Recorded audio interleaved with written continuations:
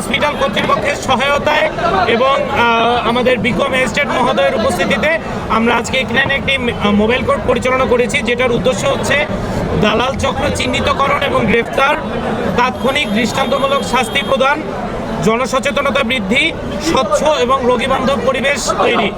আমাদের র্যাব 2 এর অধিনায়ক মহোদয়ের বিশেষ নির্দেশনায় এবং র্যাব সদর দপ্তরের নির্দেশনা ক্রমে আমরা এই মোবাইল কোর্টটি পরিচালনা করেছি।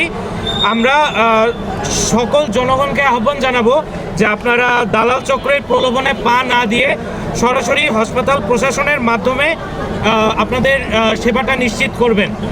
এখানে আমরা আজকে সর্বমোট 11 জনকে চিহ্নিতকরণ করেছি।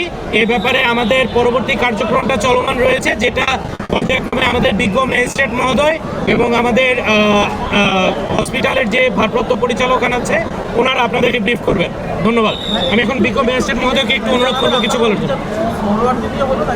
না, আমাদের সোহরাওয়ার্দী পঙ্গু হাসপাতাল, হৃদরোগ ইনস্টিটিউট, এই 3টা হসপিটাল জুড়ে আমাদের অভিযানটা পরিচালনা করা হয়েছে। আমাদের এখন পর্যন্ত 11 জনকে আমরা সন্দেহভাজন হিসেবে আটক করেছি, বাট ওনাদের ব্যাপারে আইনানুগ ব্যবস্থাটা বিজ্ঞ ম্যাজিস্ট্রেট মহোদয়ের নির্দেশনাক্রমে চলমান রয়েছে। না, 3টা হসপিটাল মিলিয়ে। ধন্যবাদ।